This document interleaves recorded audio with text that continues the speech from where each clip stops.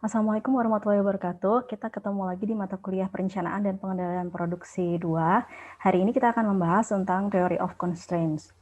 TOC atau Theory of Constraint itu pertama kali dijelaskan oleh Dr. Eliyahu Goldratt dalam novelnya The Goal dan dipublikasikan tahun 1990. TOC ini juga dikenal sebagai Synchronized Manufacturing karena seluruh proses manufaktur bekerja bersama untuk mencapai tujuan perusahaan. Nah, Goldratt mengatakan bahwa tujuan dari suatu perusahaan itu adalah untuk menghasilkan uang atau profit. Terdapat beberapa istilah yang digunakan di dalam TOC, yaitu constraints. Nah, di sini misalnya kan suatu perusahaan memiliki target penjualan sebanyak 1000 unit, padahal penjualan aktualnya itu hanya 800 unit. Nah, di sini ada beberapa analisis. Yang pertama, permintaannya memang hanya 800 unit, sehingga constraint-nya itu adalah permintaan konsumen. Kemudian, permintaannya 1000 unit, namun output produksi hanya 800 unit, sehingga constraint-nya adalah shop floor produksi. Kemudian, yang ketiga, permintaannya adalah 1000 unit, dan kapasitas produksinya juga 1000 unit, tapi supply bahan baku hanya 800 unit, sehingga constraint-nya adalah supplier. Nah, dari situ kita bisa simpulkan bahwa constraint itu adalah segala sesuatu yang membatasi sistem untuk mencapai tujuannya atau tingkat kinerja yang diinginkan. Constraint dapat dilihat sebagai structural bottleneck yang menentukan kapasitas maksimal dari suatu sistem. Sebagai contoh dari gambar ini, suatu produk diproduksi dengan menggunakan 3 workstation A, B, dan C masing-masing memiliki output produksi. Nah, output dari sistem ini akan mengikuti dari constraint capacity. Constraint capacity-nya yang mana? Yaitu yang memiliki output paling rendah, yaitu dalam kasus ini adalah workstation B. Sehingga output dari sistem itu hanya akan 100 unit. Kemudian istilah yang lain itu adalah bottleneck. Diilustrasikan dalam gambar ini menunjukkan adanya suatu kemacetan, gitu ya. Nah, bottleneck ini memberikan pengaruh berupa kecepatan maksimal dari suatu proses itu adalah kecepatan proses yang paling lambat. Nah, perbaikan apapun itu akan menjadi sia-sia kecuali jika kemacetan atau bottleneck tersebut diperbaiki. Jadi, bottleneck itu harus diidentifikasi dan diperbaiki sehingga proses itu bisa ditingkatkan kinerjanya. Jadi, kalau kita mau melakukan perbaikan sistem, maka bottleneck itu harus diperbaiki. Suatu sistem itu akan selalu memiliki bottleneck, walaupun sudah dilakukan proses perbaikan. Jadi, setelah dilakukan proses perbaikan, kita berfokus pada bottleneck selanjutnya. Lagi dan lagi secara terus-menerus. Sehingga theory of constraint ini merupakan aktivitas perbaikan secara terus-menerus. TOC itu tujuannya adalah untuk mengidentifikasi bottleneck dan constraint lain, serta memanfaatkannya sejauh mungkin. Nah, proses mengidentifikasi constraint itu bisa memungkinkan manajemen mengambil tindakan untuk mengurangi constraint resiko constraint terjadi di masa yang akan datang. Nah, ini akan berdampak pada berkurangnya waktu siklus, yaitu waktu dari penerimaan pesanan pelanggan hingga pengiriman. Kemudian yang kedua, meningkatkan manufacturing cycle efficiency, yaitu waktu proses dibagi dengan total cycle time. TOC ini diimplementasikan dengan 5 langkah utama. Yang pertama adalah mengidentifikasi constraint. Yang kedua, menentukan bagaimana memanfaatkan constraint. Kemudian yang ketiga, mensubordinasikan yang lain terhadap keputusan nomor 2. Yang keempat, meningkatkan kemampuan constraint. Dan yang selanjutnya, kembali ke langkah 1 secara terus-menerus. Yang pertama adalah mengidentifikasi constraint. Nah, constraint ini secara teknis adalah elemen terlemah dari suatu sistem. Nah, ada beberapa jenis constraint, ada yang dari internal perusahaan dan ada yang dari eksternal perusahaan. Dari internal itu ada proses constraint seperti waktu proses mesin, kemudian ada juga policy constraints, misalnya ada kebijakan tidak boleh adanya lembur, kemudian external constraint atau dari luar perusahaan, itu ada material constraint, yaitu bahan baku yang tidak mencukupi dari supplier. Kemudian ada market constraint, yaitu permintaan yang memang tidak cukup atau rendah. Nah, sebuah sistem itu seperti rantai, jadi memperkuat link apapun selain yang terlemah itu merupakan pemborosan ya dalam hal waktu dan tenaga. Jadi untuk memaksimalkan constraint, perusahaan itu harus mengukur kapasitas setiap proses dan kemudian melacak throughput aktual untuk menentukan kapasitas yang tertinggi. Kemudian yang selanjutnya adalah memutuskan bagaimana memanfaatkan constraint. Yang pertama yang harus dilakukan adalah mengidentifikasi faktor-faktor yang menentukan kapasitas proses tersebut dan faktor mana yang dapat dimanipulasi untuk meningkatkan kapasitas proses. Misalnya, mungkin saja ada kekurangan mesin, kecepatan mesin bekerja, kemudian jumlah downtime karena adanya maintenance yang buruk, kemudian kekurangan alat atau suku cadang tertentu. Setelah itu, kita subordinasikan semua yang lain, yaitu menyesuaikan segala sesuatu yang lain ke keputusan sebelumnya. Yang perlu dipastikan adalah rencanakan produksi untuk menjaga agar constraint itu tetap berfungsi pada utilitas maksimal, yaitu 100%. Kemudian perlu mengubah ukuran kinerja untuk menyesuaikan aktivitas upstream atau hulu dengan kecepatan tali atau rope. Nah, di sini konsep drum buffer rope digunakan, yaitu di sini ada drum itu merupakan constraint, jadi keluaran constraint itu adalah ketukan drum, output constraint itu adalah ketukan drum, jadi fungsinya untuk mengatur tempo untuk proses yang lain, untuk memberitahu proses upstream apa yang harus diproduksi, berapa jumlahnya, kemudian untuk memberitahu proses downstream apa yang harus diharapkan. Kemudian yang selanjutnya itu ada buffer atau penyangga, itu adalah tumpukan work in process di depan constraint, fungsinya sebagai pencegah ya adanya bottleneck, yaitu menjaga agar constraint tetap berjalan jika proses upstream terganggu. Kemudian ada ropes atau tali. Nah, di sini urutan proses sebelumnya atau upstream proses dan sampai termasuk constraint itu ditarik dengan kecepatan maksimal sesuai dengan kecepatan constraint. Yang selanjutnya adalah tingkatkan kemampuan constraint. Nah, kapasitas proses constraint itu harus ditingkatkan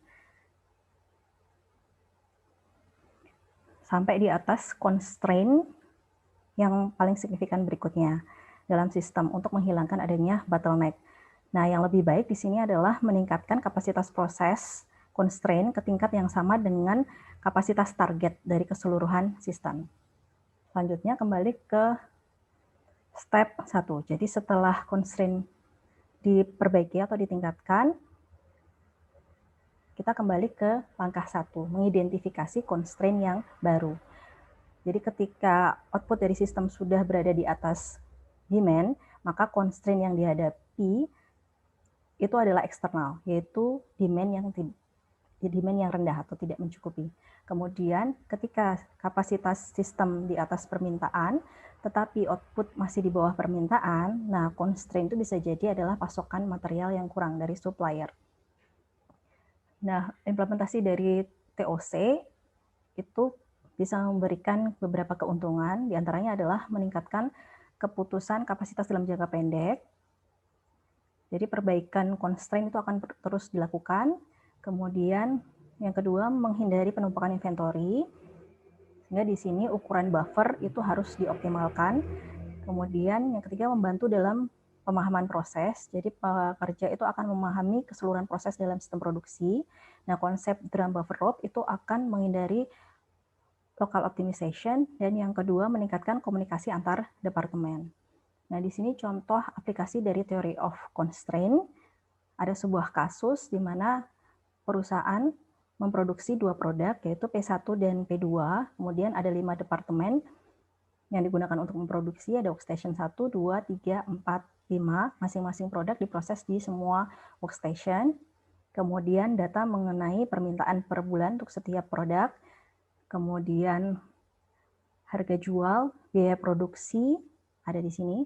Kemudian data tentang waktu yang dibutuhkan untuk memproduksi setiap produk di setiap workstation itu juga harus tersedia, dan waktu yang tersedia atau time available juga harus tersedia di setiap workstation. Nah, langkah yang pertama kita nanti akan mengidentifikasi sistem constraint. Jadi kan fungsi utamanya itu adalah untuk memaksimalkan profit dengan memenuhi semua demand. Nah, apakah shop floor production ini mampu memenuhi semua demand? Nah, kita perlu hitung total waktu yang dibutuhkan untuk merealisasikan demand. Di sini caranya adalah contohnya untuk workstation 1 itu kita kalikan antara demand P1 dikali dengan waktu yang diperlukan untuk memproses produk 1 di workstation 1, yaitu 1000 dikali 0,25. Ditambah di workstation 1 juga memproses P2, sehingga ditambah 600 demand-nya unit dikali dengan 0,4. Nah, hasilnya adalah 490, ini satuannya adalah hours ya. Karena available time di sini masih lebih besar daripada total waktu yang dibutuhkan untuk merealisasikan demand, sehingga workstation 1 mampu merealisasikan demand yang ada untuk P1 dan P2. Nah, ini kita hitung total waktu yang dibutuhkan untuk setiap workstation. Setelah kita hitung, kita identifikasi. Ternyata ada satu departemen, yaitu workstation 4, tidak akan mampu memenuhi jumlah permintaan yang tersedia karena available time-nya lebih rendah daripada total waktu yang dibutuhkan untuk merealisasikan demand. Sehingga workstation 4 ini nanti akan menjadi sistem constraint atau bottleneck. Nah, yang selanjutnya adalah exploit constraint. Karena fungsi utamanya adalah untuk meningkatkan profit, kita hitung profitnya, yaitu dengan mengurangi selling price dikurangi dengan production cost. Contohnya di sini untuk P1 yaitu 900 dikurangi dengan 400. Hasilnya profitnya adalah 500 misalnya dolar gitu ya. Kemudian selanjutnya kita menghitung throughput. Throughput ini mau kita maximize gitu. Throughput ini didapatkan dengan membagi antara profit dibagi dengan processing time di workstation yang menjadi constraint atau bottleneck, yaitu workstation 4. Workstation 4 di sini waktunya adalah 1,25 untuk P1 dan 1 jam untuk P2. Jadi tinggal kita bagi profit dibagi dengan processing time di bottleneck workstation. Hasilnya adalah 400 dan 700. Nah, di sini kita lihat bahwa lebih menguntungkan jika kita memproduksi P2 karena throughput-nya lebih besar. Sehingga kita bisa memproduksi P2 dimaksimalkan dan menggunakan sisa waktunya untuk menghasilkan P1. Oleh karena itu, waktu yang dibutuhkan untuk menghasilkan P2 untuk workstation 4 itu adalah permintaan P2 tadi kan 600 dikali dengan 1 jam. Berarti waktunya yang dibutuhkan adalah 600 jam. Kemudian waktu yang tersisa adalah available time di workstation 4 yaitu 1760 dikurangi dengan 600. Hasilnya adalah 1160. Sehingga P1 yang akan diproduksi adalah waktu yang tersisa ini 1160 dibagi dengan waktu yang dibutuhkan untuk memproduksi satu produk 1 P1 pada workstation 4 dibagi 1,25. Hasilnya 928 unit. Sehingga P1 tidak akan bisa dipenuhi semuanya, jadi ada sekitar 72 unit yang tidak bisa dipenuhi. Kemudian langkah yang ketiga adalah mensubordinasikan yang lain. Jadi dari constraint tersebut digunakan untuk menghasilkan 600 unit P2 dan 928 unit P1. Total waktu yang dibutuhkan adalah 1760. Jadi si workstation 4 itu akan bekerja dengan utilitas 100%. Nah, diperlukan proteksi dengan adanya buffer ya di depan constraint. Kemudian stasiun kerja sebelumnya harus dikelola untuk mensuplai buffer tersebut. Nah, kecepatan produksi stasiun kerja setelah bottleneck itu harus disesuaikan sesuai dengan kecepatan produksi dari si bottleneck atau workstation 4 tersebut. Nah, yang langkah selanjutnya adalah memperbaiki atau meningkatkan kemampuan si constraint.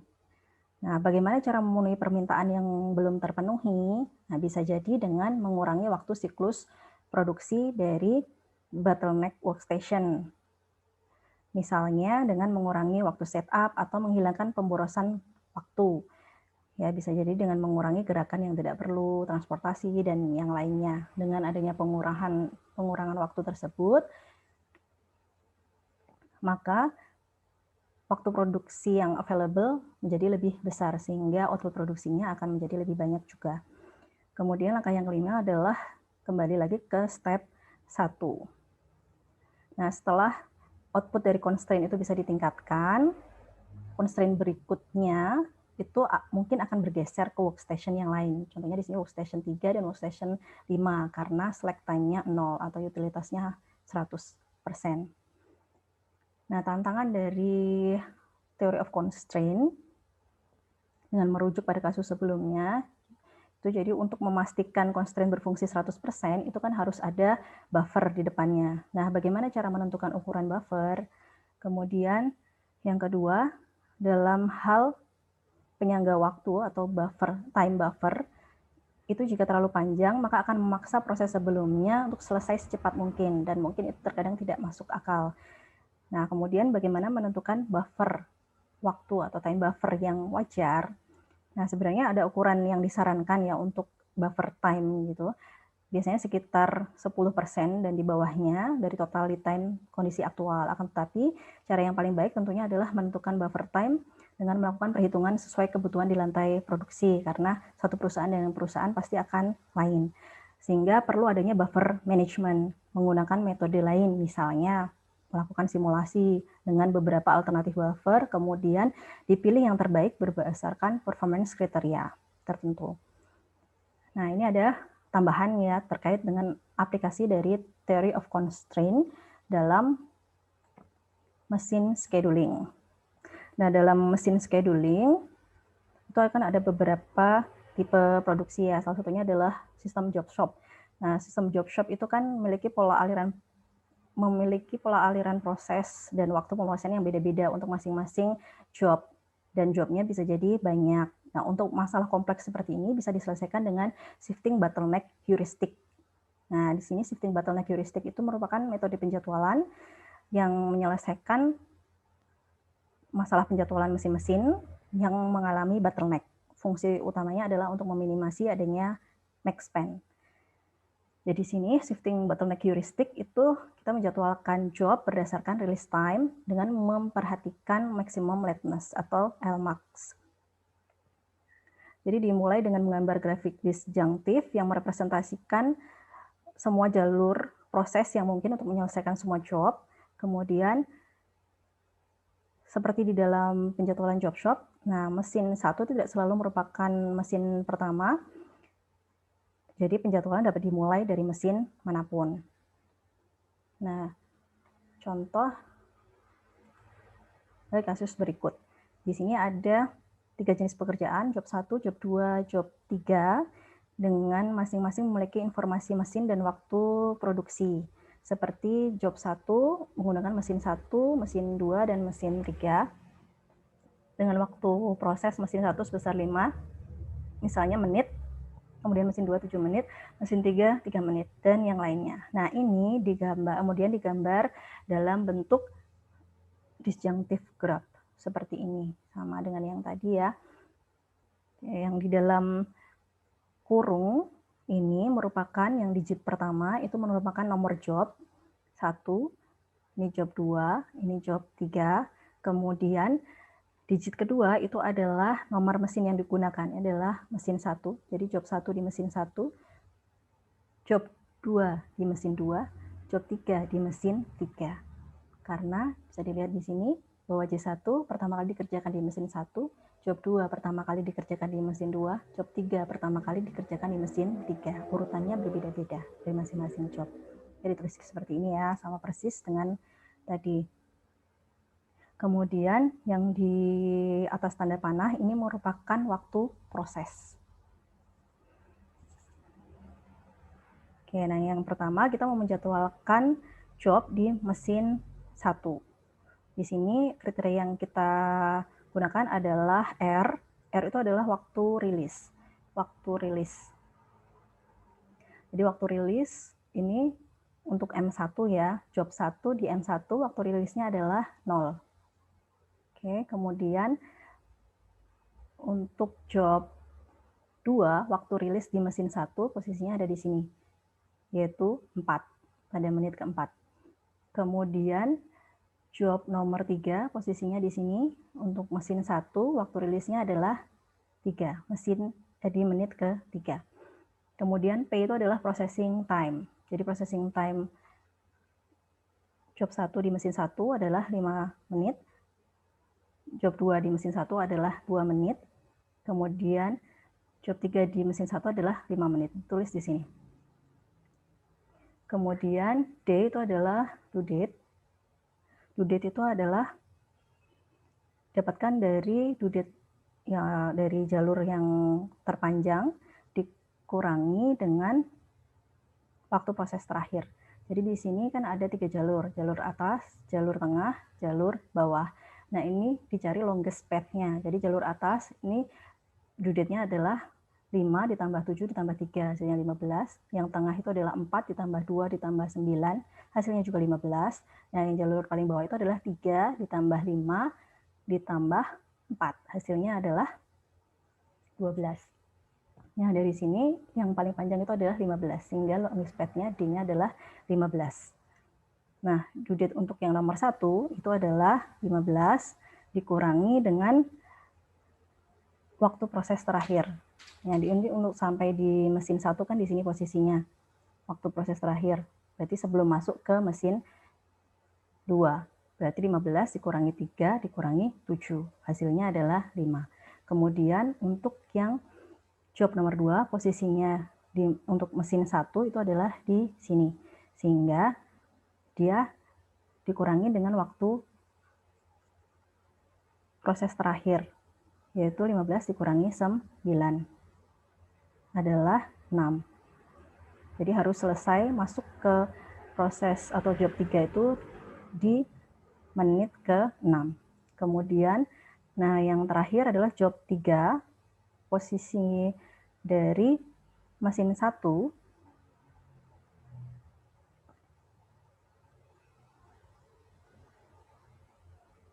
ya, mesin 1 itu adalah di sini ya, sehingga dia harus selesai untuk bisa masuk ke mesin 2 itu adalah 15 dikurangi 4. Jadi hasilnya due date-nya adalah 11.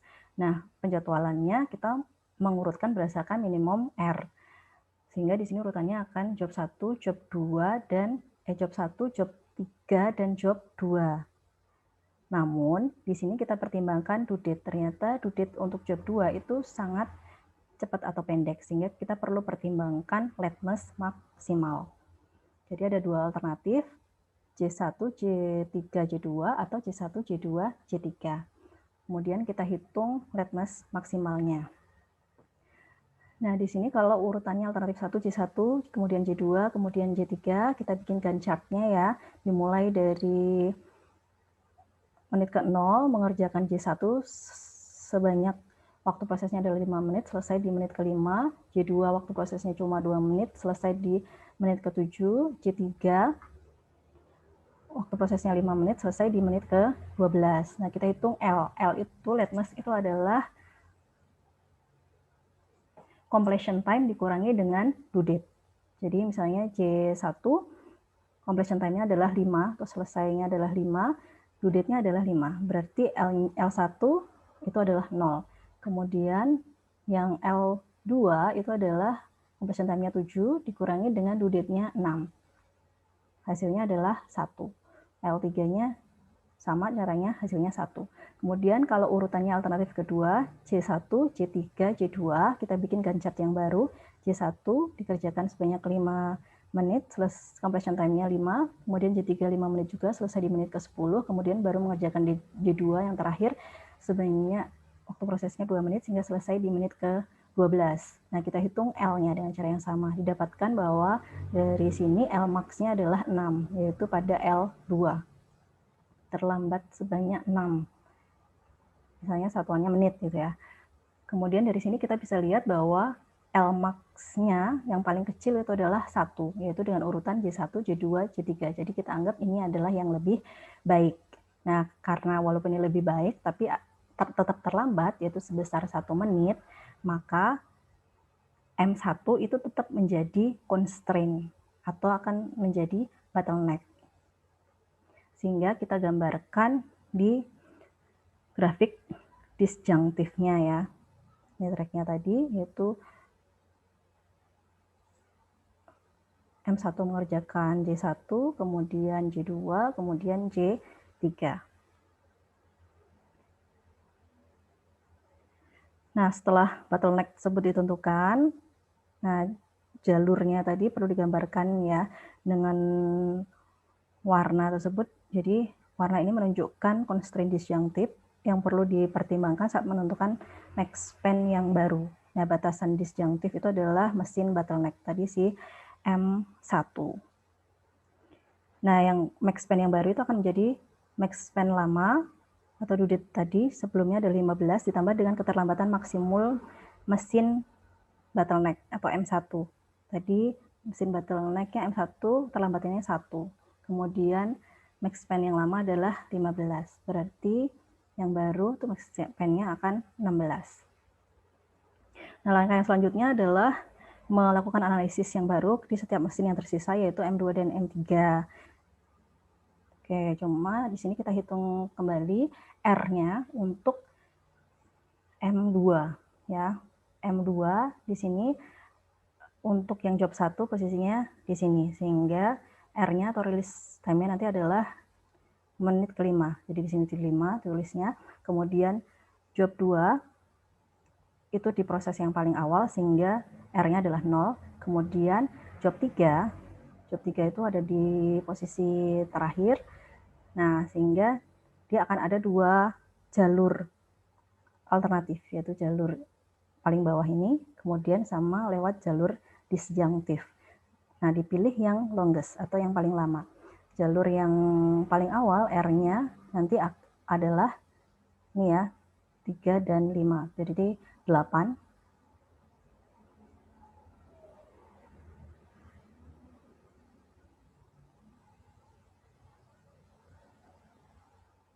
Kemudian jalur yang disjunctive-nya ini adalah pakai jalur yang merah, 5 ditambah 2 yaitu 7 ditambah 5. Hasilnya adalah 12. Jadi R-nya adalah 12. 12 dan 8 kan lebih besar 12 ya. Jadi R-nya menjadi yang longest path yaitu yang 12. Kemudian proses time-nya sama yaitu untuk ini job 1 itu adalah 7 menit. Kemudian untuk job 2 adalah 4 menit. Untuk job 3 itu adalah 4 menit sama. Kemudian due date-nya adalah untuk yang job 1 yaitu 16.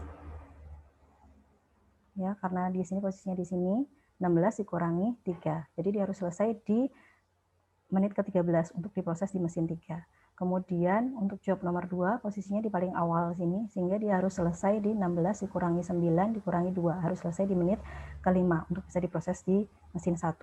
Kemudian nah yang job 3 karena M2 itu prosesnya di proses yang terakhir sehingga dia due date-nya adalah 16 tetap. Kemudian dari sini kita urutkan jobnya untuk yang M2 berdasarkan R. Jadi diurutkan dari minimum R sehingga urutannya menjadi J2, J1, dan J3. Kebetulan secara due date juga sama urutannya sehingga bisa kita gambarkan di Gantt chart ya. Ini tadi yang M1, kemudian kita gambarkan di Gantt chart untuk yang penjadwalan M2 yaitu J2, J1, J3. Oke. Kemudian yang selanjutnya adalah disjunctive graph yang kedua itu adalah urutannya menjadi warna biru ini ya. Untuk mesin 2 adalah J2 dulu, baru J1, baru J3. Nah, dari penjadwalan yang kedua ini tidak ada lateness atau 0, sehingga tidak ada mesin yang menjadi constraint, sehingga max span-nya masih sama seperti sebelumnya, yaitu 16. Selanjutnya kita mau menjadwalkan mesin 3. Kita hitung R-nya untuk mesin 3 dengan cara yang sama ya. Untuk mesin 3 seperti kita lihat di sini, mesin 3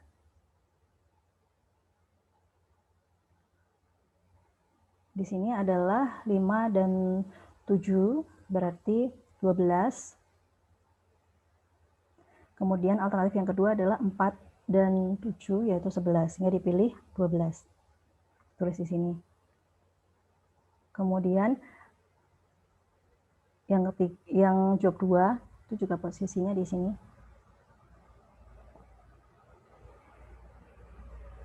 Ini ada 6. Kemudian yang job 3 di mesin 3 itu adalah 0. Nah, di sini untuk yang job 2 itu kan ada 2 alternatif ya jalurnya, yaitu jalur ini tengah 4 dan 2, 6. Kemudian jalur yang merah ini 5 ditambah 2, 7. Jadi dipilih yang longest path yang ditulis di release time atau R-nya. Di sini ditulisnya 7.